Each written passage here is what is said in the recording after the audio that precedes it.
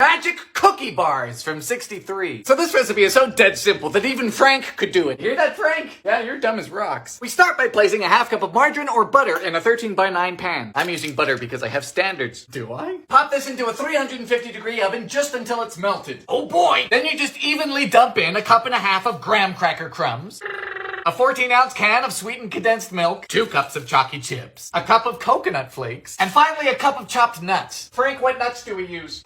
We gonna use Brazil nuts. They don't get enough love, and I'm a lover of all nuts. Get in. Bake at 350 for about a half hour. Hello. You gotta let it cool.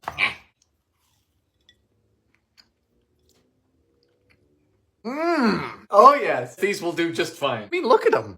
For something that is just dumped in a pan, that is bloody genius and tastes brilliant. A seafood mousse from 1972. So they describe this dish as an elegant and fancy way to elevate family dinners. However, upon first glance, I would describe it as an ornate pile of Start with a cup and a half of canned crab. I love crab in a can. Yay! Why does it have a diaper? Is the crab diaper integral to this dish? Well, you never know. Cup of celery. Celery, if water was a vegetable.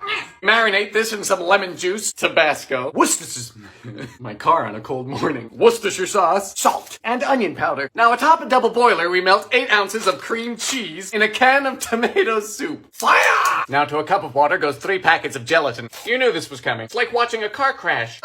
We move this to an ice bath. Once it's thickened, we fold in a cup of mayonnaise. Whatever you think elevate means is wrong. Finally, our crab. It's just morbid. To the fridge.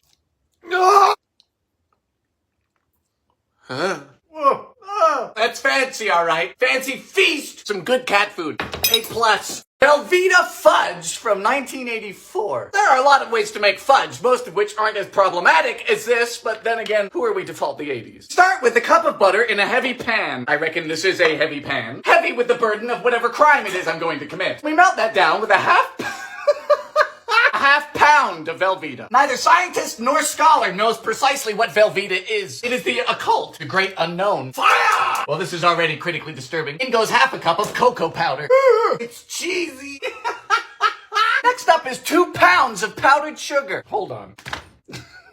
Yes, I see. It's the whole bag. Now, I'm no mathematician, but I'm not sure how this whole bag's gonna fit in here, Mildred. Her name is Mildred. This is not gonna work. It's not. Oh, no way. Oh, it's alive. Ooh. Finally, you take off the heat and add in some Nilla. Oh, it's like a tumor. To the fridge. Ooh.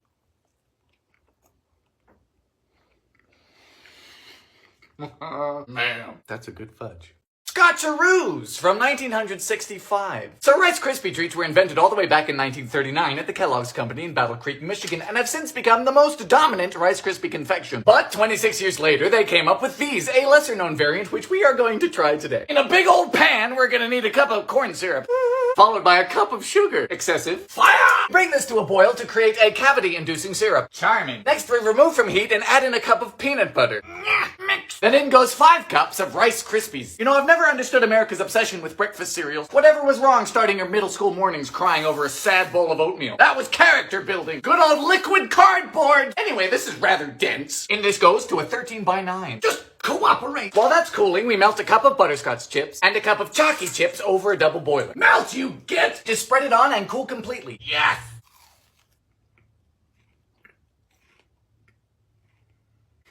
Man, these are good.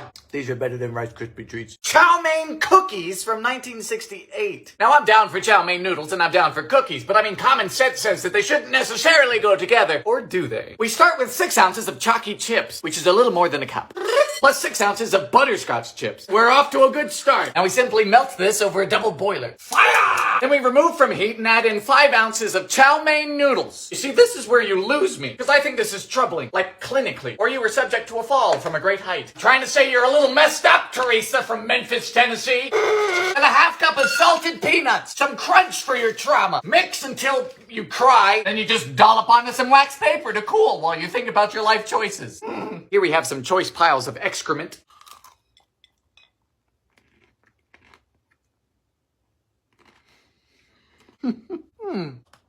Yeah, this is just a good idea. The smooth chocolate and the butterscotch with the salty crunch of the noodles and the peanuts, yes. Tang Cookies from 1969. Hey! Now this recipe is from Nebraska. Nebraska, are you okay? We begin with 3/4 of a cup of Tang. Might I remind you that this is a cookie with drink mix. Followed by a 1/2 cup of sugar. Any dentists out there? 2 eggs. And 2/3 of a cup of vegetable oil. That's a choice. Whisk. Gee, this sure is vibrant. Nebraska! Now the dry ingredients are dry. 2 cups of flour. 2 teaspoons of floof powder. And a 1/2 teaspoon of salt. I expected Nebraskans to be saltier since they live in Nebraska. Combine. Mix. 350 for about 12 to 15 minutes. I know. Oh, I know.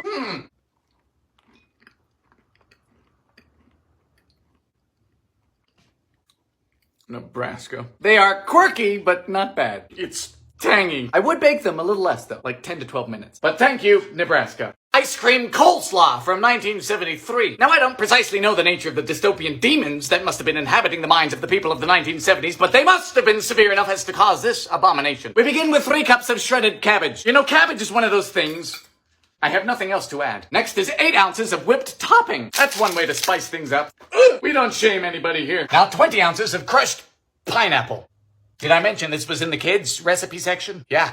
This is why we hate cabbage. Very bad. Finally, we have a pinch of salt and 2 tablespoons of white vinegar. You, ma'am, are motivated by anger and anger alone. Now we let this chill for about 2 hours or enough time to sell your possessions and flee the state. I feel like I'm waiting to be hanged. All right.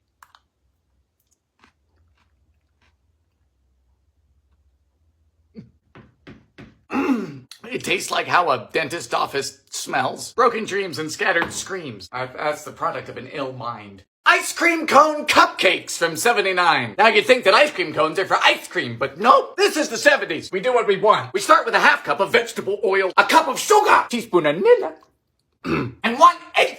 Then you whisk vigorously. For the dry ingredients, we have a 1.5 cups of flour, 1/2 cup of cocoa, and a teaspoon of floof soda, baking soda. Then we alternate adding our dry ingredients with a 1/2 cup of buttermilk. If you don't have buttermilk, you could always buy it. Mix. And finally, a 1/2 cup of hot water. Oh boy. We fill these up about 2/3 of the way, and they need to have a flat bottom, like me. Get in! 350 for about 30 minutes. Hello! For the buttercream, we just beat a 1/2 cup of soft butter, slowly adding a cup of powdered sugar, and some vanilla. Yes, you can make buttercream by hand. I do everything by hand. I'm very lonely.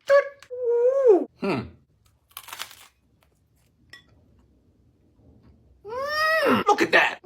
It's just a really tasty, fun idea. I love it. Deep fried Oreos from 2001. Now, is this an old recipe? Well, it depends on who you ask. But it is absurd, vulgar, and without regard for culinary decorum. It's American. Our batter begins with 1 cup of pancake mix. Get out of the cup. Come on. Stop being difficult. 1/2 cup of milk. Moo juice. Tablespoon of vegetable oil. And 1 egg.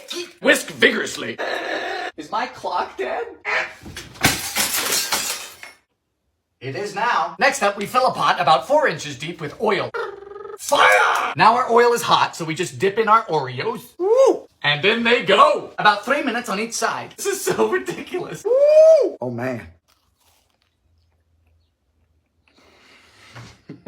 Oh. These are incredible. I mean, look at that. You're insane, but I love you. I'm a changed man. Absolutely wild. A Coca-Cola salad from the 70s. So this recipe has been floating around the internet for quite some time now, and people seem to think it's from the 50s, but it's not. It's more so typical of the 70s or the 80s or a psychopath. We start with 1 package of cream cheese, into which we dust a package of orange jello. Yeah, that really does say that. Oh no. Some high-vis cheese, Department of Transportation certified. Next, we take 10 ounces of Coke and we boil it. Fire! This is a very disturbing way to spend a day. Oh, I'm scared. Just what I was feeling for lunch. Carbonated orange cheese gravy. Look away. Lastly, we have a 1/2 cup of nuts. At least the recipe is self-aware. So we leave this at room temperature for a bit. Then to the fridge. Good morning. That's a lie.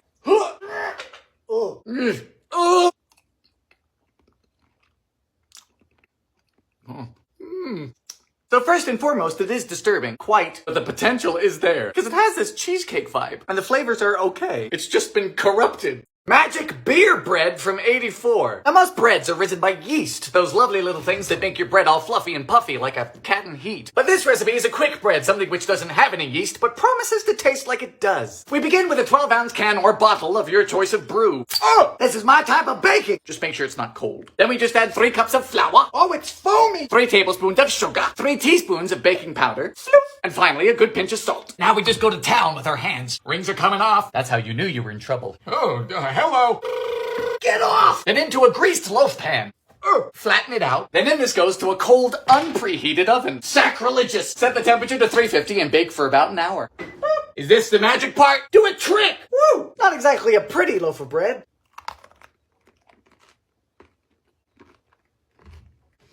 Whoa. But it don't need to be pretty. Because that's pretty darn good. The beer offers all that lovely sour taste that you'd expect from yeast. Wow. For a dead simple, easy, cheap bread, that is a winner. Peanut butter soup from 1941. So this cookbook was put out by the Metropolitan Life Insurance Company to make sure people were getting adequate nutrition during the war. And this soup here is apparently the perfect meal when it comes to ideal macronutrient intake. We've come a long way in 80 years. Into a saucepan, we start by melting 5 tablespoons of lard. You know, in the story of my life, lard is the closest thing I've ever had to an nemesis. Fire! Once the lard is melted, we make a roux by whisking in 5 tablespoons of flour.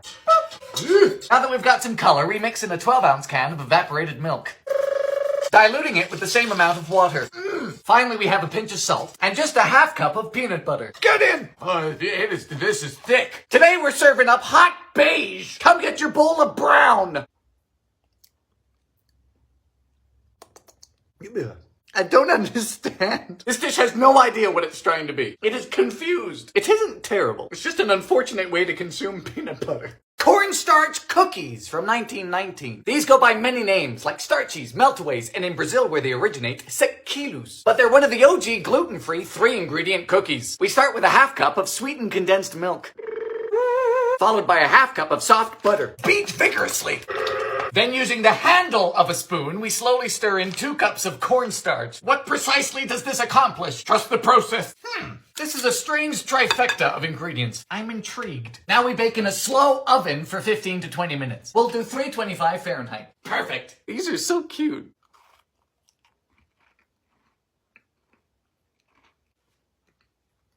Well, you know, in a world of similar cookies, these are something quite special. They're like a cloud of joy. Incredibly unique.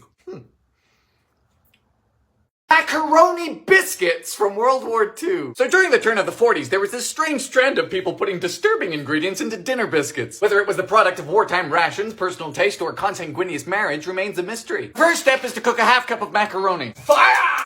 Meanwhile, our dry ingredients are 2 cups of flour, 1/4 cup of sugar, teaspoon of salt, plus 5 teaspoons of baking powder. God damn. This is a Josh Groban treatment. You can fire these from a mortar. Y'all got me making ballistic biscuits. Strain! Wet ingredients are 3 tablespoons of melted shortening, a cup of moo juice, 1 egg, and the macaroni. Combine the two. Mix.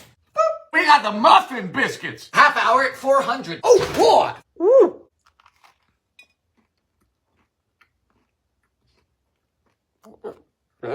What? Oh, there's something wrong here. There seems to be macaroni in my biscuit. Precisely what you think it would be. Feels like brains.